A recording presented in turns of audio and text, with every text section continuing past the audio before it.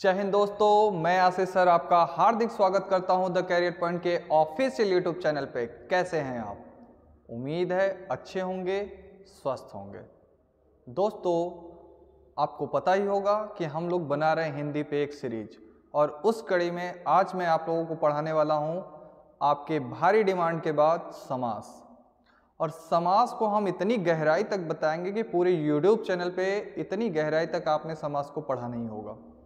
मैं ट्रिक की अप्रोच भी बताऊंगा, कॉन्सेप्ट भी बताऊंगा और पूरी गहराई से आपको पढ़ाऊंगा। एक बार इस क्लास को कर लिया तो आपको समझ में आ जाएगा कि समास कैसे पढ़ा जाता है। आइए देखते हैं हम लोग समास को, वास्तव में समास है क्या। दोस्तों, समास की बात की जाए तो समास का शाब्दिक अर्थ होता है संक्षिप्तीकरण। क्या होता है? संक्षिप्तीकरण। संक्षिप्तीकरण की जगह पे आप ये भी कह सकते हैं कि संक्षेप करना, यानी कि छोटा करना। जैसे कि मैं एक शब्द लेता हूं कि दही में डूबा हुआ बड़ा। इतना बड़ा सा शब्द लिया मैंने, और एक लाइन में बोलना रहे तो मैं बोल सकता हूं दही बड़ा। रसोई के लिए घर, रसोई घर। एक लाइन में बोल देना, एक शब्द में बोल देना, क्या कहलाता है? समास। समास का मतलब क्या होता है? दो या दो से अधिक शब्दों के मिलने से जो नए सार्थक और नवीन शब्द का निर्माण होता है उसे क्या कहते हैं? समास कहते हैं। और दो वर्णों के मिलने से जो विकार उत्पन्न होता है उसे संधि। देखो, वर्णों के मिलने से संधि बनती है और शब्दों के मिलने से समास बनते हैं। आइए देखते हैं। अगर मैं आपको बताना चाहूं तो समास के प्रकार होते हैं 6। कितने प्रकार का होता है? 1, 2, 3, 4, 5, 6। तो समास कुल 6 प्रकार का होता है। पहले बात की जाए तो पहला होता है अव्ययी भाव समास, दूसरा होता है तत्पुरुष समास, तीसरा होता है कर्मधारय समास, चौथा होता है द्विगु समास, पांचवा होता है द्वंद्व समास और छठवां होता है बहुब्रीहि समास। तो समास का शाब्दिक अर्थ क्या होता है? संक्षिप्तीकरण। समास 6 प्रकार का होता है। आइए अब मैं इसको थोड़ा सा और डिटेल में आपको बताता हूं। एक नया पेज लेता हूं और आपको सिखाता हूं। तो समास क्या है? तो समास कहने का मतलब है, ध्यान से देखिए, आपको समझ में आ जाएगा। समास बनता है सम उपसर्ग में जब अस धातु जुड़ती है। अस धातु जुड़ती है तो क्या बन के तैयार होता है? समास। पेपर में आ चुका है कि समास में धातु क्या है? तो अस धातु। समास में सम उपसर्ग है और अस क्या है? धातु है। मतलब सम में जब अस जुड़ता है, सम उपसर्ग जब अस धातु में जुड़ता है तो क्या बनता है? समास। और समास का शाब्दिक अर्थ क्या होता है? संक्षिप्तीकरण, यानी कि संक्षेप करना, यानी कि सम्मिलन करना। छोटे शब्दों में हम लोग कह सकते हैं कि समास का मतलब होता है संक्षेप। आइए और आपको बताता हूं कि समास अगर सीखना है तो आपको ये बात पता होना चाहिए। जैसे कि मैंने एक शब्द लिया गंगा जल। गंगा जल, तो गंगा जल जो शब्द है ये 2 शब्दों के मिलने से बना है। तो देखिएगा क्या क्या, तो एक हो जाएगा गंगा और एक हो जाएगा जल। क्या हो जाएगा? गंगा और जल। और ये जो आगे वाला शब्द होगा बाबू, गंगा, तो इसको हम लोग कहेंगे पूर्व पद। क्या कहेंगे? पूर्व पद। और जो बाद वाला शब्द होगा उसको हम लोग कहेंगे उत्तर पद। उत्तर पद यानी बाद वाला पद। और पूर्व पद और उत्तर पद आपस में मिलेंगे तो क्या बनेगा? समस्त पद। क्या बनेगा? समस्त पद। पूर्व पद और उत्तर पद के मिलने से बनते हैं समस्त पद। और गंगा में जब जल जुड़ेगा तो क्या बन के तैयार होगा? गंगा जल। क्या बन के तैयार हुआ? गंगा जल।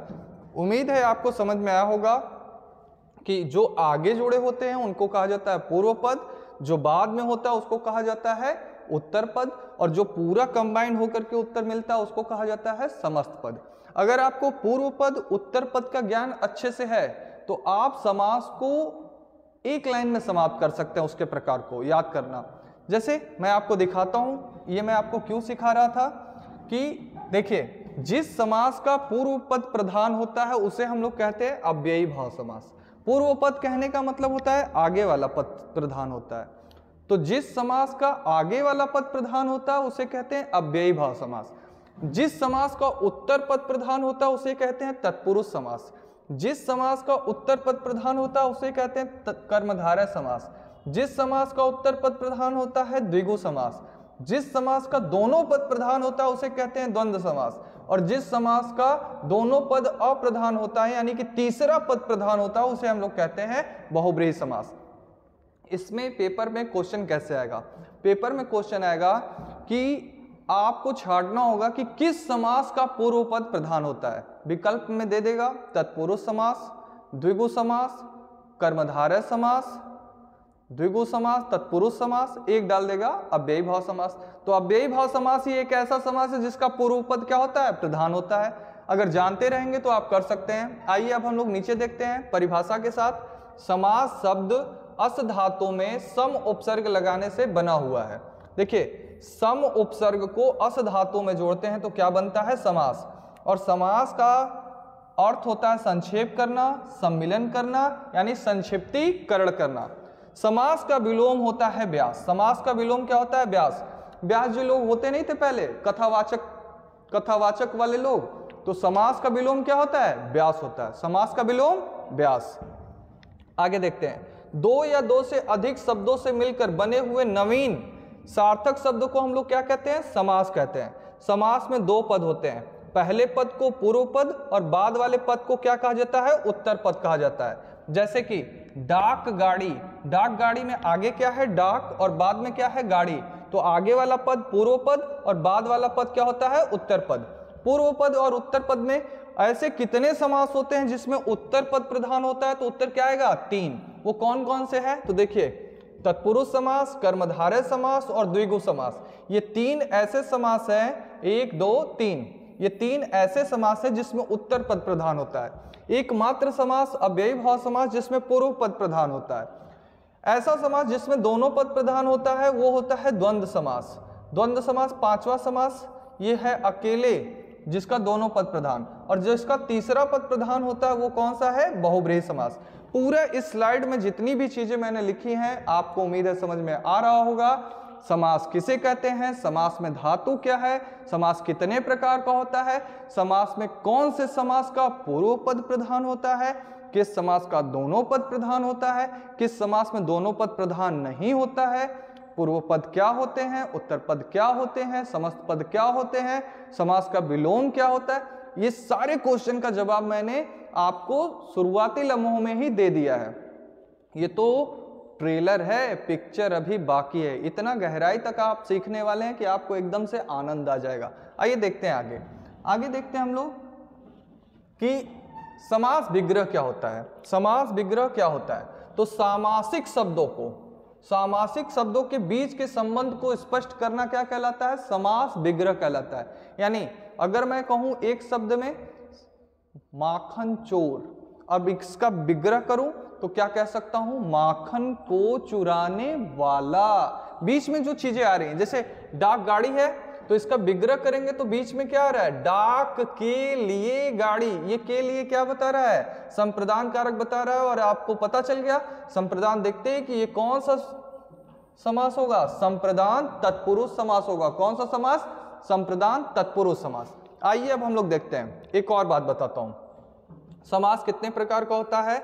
6 प्रकार का होता है, परंतु विकल्प में 6 और 6 न हो तो क्या सही करेंगे? 4। इसके पीछे का रीजन क्या है आइए आपको समझाता हूं। तो देखते हैं समास का जो प्रकार होता है, जो समास के प्रकार होते हैं वो कितने होते हैं? 6 हम लोगों ने कहा। लेकिन बाबू जो समास था ना शुरू में, ये जो समास है शुरू में, तो इसको अब अगर हम लोग देखें ध्यान से तो पहला होता है अव्ययी भाव समास। अव्ययी भाव समास। दूसरा था तत्पुरुष समास। क्या था? तत्पुरुष समास। तत्पुरुष समास। तीसरा था द्वंद्व समास। और चौथा क्या था? बहुब्रीहि समास। क्या था? बहुब्रीहि समास। ये जो हम लोगों का तत्पुरुष समास था, ये तत्पुरुष समास 3 भागों में बटा हुआ था। इसके अंतर्गत क्या था? कर्मधारय समास, समास, और क्या था द्विगु समास, और क्या था नच समास। तो अगर हमसे पहले जब पूछा जाता था कि समास के कितने भेद हैं तो हम लोग कितना बताते थे, 4 भेद हैं। अव्ययी भाव समास, तत्पुरुष समास, द्वंद्व समास और बहुब्रीहि समास। लेकिन बाद में जब नच समास ने अपनी प्रामाणिकता खो दी तो बच गए 2, तो इनको ला करके प्रकार में शामिल कर दिया गया। तब ये प्रकार बदल करके देखिए कैसे हो गए थे आगे बढ़ने के बाद। तो ये हो गया था पहला, ये हो गया था दूसरा, ये हो गया था तीसरा, ये हो गया था चौथा, ये हो गया था पांचवा, ये हो गया था छठवां। कहने का मतलब अब आपको बात समझ में आ रही होगी कि जब विकल्प में 6 न हो तो कितना मारना है, 4। जब विकल्प में 6 न हो तो कितना मारना है, 4। लेकिन दोनों हो तो इस समय के हिसाब से उत्तर क्या है, 6 है। ठीक है, आगे देखते हैं हम लोग, इस बात को और भी क्लियर कर लेते हैं कि क्योंकि कर्मधारय समास और द्विगु समास किसके अंतर्गत पढ़ा जाता है, तत्पुरुष समास के अंदर। यदि विकल्प में 4 और 6 दोनों दिया गया हो तब क्या सही होगा, तब 6 सही उत्तर होगा। आइए मैं आपको अब पहला पढ़ाने जा रहा हूं, तो चलिए मैं आपको एक बार रिकॉल करा देता हूं। देखिए समास किसे कहते हैं, 2 या 2 से अधिक शब्दों के मिलने से जब किसी सार्थक नए शब्द का निर्माण होता है तो उसे हम समास कहते हैं। समास सम उपसर्ग में अस धातु जुड़ता है तो बनता है समास। समास का शाब्दिक अर्थ होता है संक्षिप्तीकरण। समास 6 प्रकार का होता है। अव्ययी भाव समास में पूर्व पद प्रधान होता है, तत्पुरुष समास, कर्मधारय समास, द्विगु समास में उत्तर पद प्रधान होता है।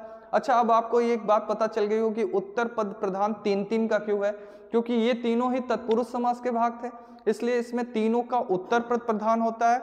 और अगर आपको एक बात और बताऊं कि एकमात्र समास द्वंद्व समास जिसमें दोनों पद प्रधान होता है, और बहुब्रीहि समास में तीसरा पद प्रधान होता है और भगवान के नाम आते हैं। आइए एक समास को एकदम से धारदार तरीके से आपको पढ़ाता हूं जिसका नाम है अव्ययी भाव समास। आइए देखते हैं अव्ययी भाव समास। अव्ययी भाव समास, अव्ययी भाव समास को देखते ही हमको नजर आ रहा है, क्या नजर आ रहा है कि अव्यय वाला भाव वाला समास। अव्यय क्या होते हैं, अव्यय वे शब्द होते हैं जिनके ऊपर लिंग वचन कारक विभक्ति का प्रभाव नहीं पड़ता है। अव्यय वे शब्द होते हैं जिनके ऊपर लिंग वचन कारक विभक्ति का प्रभाव नहीं पड़ता है। जैसे मैं आपको दिखाता हूं, जैसे मैंने लिया आज, आज, जैसे राम आज घर जाएगा, घर जाएगा। अच्छा, मैं यहां पे राम के जगह पे चेंज करके लिख दूं राधा, क्या लिख दूं, राधा। तो देखिए आज के ऊपर कोई प्रभाव पड़ेगा, राधा। लेकिन देखिए राधा आज घर जाएगी हो जाएगा, बदल गया ना। लेकिन आज जो था वो सेम टू सेम, मतलब लिंग बदलने से आज के ऊपर कोई प्रभाव पड़ा, नहीं पड़ा। आप सोच रहे होंगे घर, घर तो संज्ञा है ना बाबू, तो आज जो शब्द है वो अव्यय का शब्द है। उसी तरह से अगर मैं कहूं कि, अगर मैं देखूं कि इसको मैं बहुवचन बना दूं तो मैंने कहा वे सब आज घर जाएंगे। अच्छा, वचन बदलने से प्रभाव पड़ा, नहीं पड़ा। जिस शब्दों के ऊपर लिंग वचन कारक विभक्ति का कोई प्रभाव नहीं पड़ता उसे हम लोग कहते हैं अव्यय। अव्यय जो होते हैं सामान्यतः उपसर्ग वाले शब्द होते हैं जो किसी शब्द के आगे जुड़ते हैं। जब किसी शब्द में कोई शब्द आगे जुड़ा हो तो जान जाइएगा कि वो कौन सा समास है, वो है अव्ययी भाव समास है। वो कौन सा समास है, अव्ययी भाव समास है। आइए देखते हैं हम लोग। जिस समास का पहला पद प्रधान हो, शुरू में ही याद करा दिया था कि जिस समास का पूर्व पद प्रधान हो, पूर्व पद क्या होता है, प्रधान होता है, वो एक ही है। वो कौन सा है, अव्ययी भाव समास है। तो जिस समास का पहला पद प्रधान या अव्यय होता है उसे हम लोग कहते हैं अव्ययी भाव समास। अव्यय कहने का मतलब अव्यय, जिसका कुछ भी व्यय ना हो, जिस पर कोई भी प्रभाव ना पड़े। आगे देखते हैं, यह वाक्य में क्रिया विशेषण का कार्य करता है। यह वाक्य में क्या कार्य करता है, क्रिया विशेषण का कार्य करता है। अव्यय सामान्यतः क्या होते हैं, उपसर्ग होते हैं। जैसे कि मैंने आपको याद कराया था कि यथा प्रति आ बे हर बे बा दी नी भय, यथा प्रति आ बे हर बे बा दी नी भय में से कोई भी शब्द अगर किसी शब्द के आगे जुड़ जाए तो सदैव कौन सा समास, अव्ययी भाव समास। जैसे कि मैं आपको बताता हूं कि अगर मैं कहूं कि यथा संभव, यथा यथा संभव में कौन सा समास? तो संभव के आगे क्या जुड़ा था? यथा जुड़ा था। देखते ही हम लोगों को पता चल गया कि ये कौन सा समास? अव्ययी भाव समास। अगर मेरे से कोई पूछे कि सर प्रतिमास में कौन सा समास होगा? कौन सा? प्रतिमास। तो मास में क्या जुड़ा हुआ है? प्रति। तो आगे अगर कुछ जुड़ा हुआ दिखाई दे रहा है तो कौन सा समास? अव्ययी भाव समास होगा। जब भी किसी शब्द के आगे कुछ जुड़ा हुआ दिखाई दे रहा है तो हम समझ जाएंगे कि वो कौन सा समास है? अव्ययी भाव समास है। आगे देखते हैं हम लोग जिस तरह से कि प्रतिमास में, प्रत्यंग में, प्रत्युपकार में। आपको एक बात और बताऊं, कभी कभी आगे नहीं दिखता है, कभी कभी आगे नहीं दिखता है, तो उस समय हमको क्या करना चाहिए? तो उस समय हमको आगे क्या करना चाहिए कि यड़ संधि वाले चीजों को शामिल करना चाहिए अपने चीजों में। मक्खी परेशान कर रही है तो उसके लिए थोड़ा सा दिक्कत हो रहा है। आइए देखते हैं, सही हो गया है, अभी घबराइए नहीं। चलिए देखते हैं कि हम लोग देख रहे हैं कि जब कभी भी उपसर्ग न दे तो ये देखिए प्रत्येक या प्रत्युपकार, प्रत्युपकार। अब इसमें हमको आगे नहीं दिख रहा था तो इसका हम लोग संधि विच्छेद करेंगे। संधि विच्छेद करेंगे तो प्रतिधन उपकार, प्रतिधन उपकार में, यानी कि उपकार में क्या जुड़ा हुआ था? प्रति जुड़ा हुआ था। आगे अगर कोई शब्द जुड़ा हुआ तो कौन सी संधि? कौन सी संधि नहीं, कौन सा समास? अव्ययी भाव समास। आगे अगर कोई उपसर्ग जुड़ा हुआ है तो कौन सा समास होगा? अव्ययी भाव समास। ये देखिए संधि विच्छेद करके तोड़ लेंगे। और मैं आपको जानकारी के लिए एक और बात बता दूं कि यड़ संधि, यड़ संधि के जितने भी शब्द होते हैं, यड़ संधि के जितने भी शब्द होते हैं वो किसके अंतर्गत आते हैं? अव्ययी भाव समास के अंतर्गत। आइए ढेर सारी चीजें आपको बताता हूं, लेकिन एक रोचक बात बताता हूं कि जब, याद रखिएगा, किसी नदी के नाम के आगे कोई संख्या आ जाए, जब किसी नदी के नाम के आगे कोई संख्या आ जाए तो वो बन जाता है क्या? अव्ययी भाव समास। जैसे पंचगंगा, ये अपवाद वाला उदाहरण है, याद रखिएगा, ये बार बार पूछा जाता है पंचगंगा में कौन सा समास, और 5 देखते ही लोग मार देते हैं द्विगु समास। तो ऐसी गलती नहीं करना है। किसी नदी के नाम के आगे अगर कोई संख्या आ जाती है तो वो क्या बना देती है? अव्ययी भाव समास। आइए आगे दिखाता हूं, ढेर सारे उदाहरण के साथ दिखाते हैं कि जैसे प्रत्यक्ष, प्रतिधन अच, परोक्ष, अकारण, अकारण मतलब कारण में आगे क्या जुड़ा है? अ। यथाशक्ति, यथा जुड़ा हुआ है, यथा संभव, यथा जुड़ा हुआ, आजीवन, आ जुड़ा हुआ है, अनुकरण में अनुरूप, अनुरूप में अनु जुड़ा हुआ है, निर्विवाद में नी, दरअसल में दर, बेकाम में बे, बेफायदा में बे, भरपेट में भर, उपकूल में उप। इसी तरह से अगर किसी भी शब्द के आगे कुछ जुड़ा हुआ दिखाई दे रहा है तो कौन सा समास? अव्ययी भाव समास होगा। अच्छा, लावारिस में क्या जुड़ा हुआ है? ला। प्रत्येक में प्रति, अपाद मस्तक में अपाद, दिनानुदिन में दिन, यावत जीवन में या, बेधड़क में बे। तो आइए और भी चीजों को हम आपको समझाते हैं। देखिए कभी कभी सेम टू सेम शब्द एक साथ रिपीट हो जाए, जैसे चलते चलते, पढ़ते पढ़ते, देखते देखते, पल पल। भावनाओं में मत जाइए, ठीक है? चलते चलते, पढ़ते पढ़ते, देखते देखते, सेम टू सेम सरल सरल शब्द एक साथ रिपीट हो तो वहां कौन सा समास? अव्ययी भाव समास होता है। सार्थकता को निरूपित करता है। पल पल, पल ही पल, प्रति क्षण, प्रति दिख रहा है इसलिए इसमें कौन सा समास? अव्ययी भाव समास। चलते चलते, पढ़ते पढ़ते, ये सब में कौन सा समास? अव्ययी भाव समास। बेचैन, तो बे जुड़ा हुआ था, बार बार देख रहे हैं सेम टू सेम शब्द, तो अव्ययी भाव समास। रोज रोज, रोज रोज, तो कभी कभी ऐसे दे देता है आप ही आप ही आप नजर आते हैं हर जगह।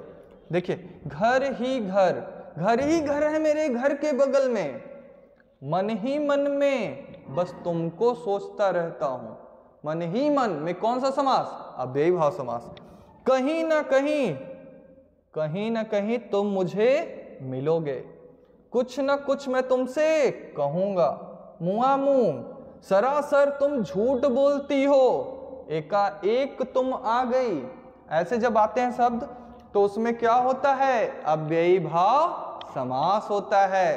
तो क्लास को एंजॉय कर रहे हैं कि नहीं? एंजॉय करिए। और एक बात याद रखिए, कभी कभी द्विरुक्त शब्दों के बीच ही से न, जैसे ही से न आ जाता है तो उसको हम लोग क्या कहते हैं, अव्ययी भाव समास के अंतर्गत ही पढ़ते हैं। तो उम्मीद है अव्ययी भाव समास आपने एंजॉय किया होगा, मतलब कि समास का यह वीडियो आपको बहुत अच्छा लगा होगा, रोचक वीडियो लगा होगा।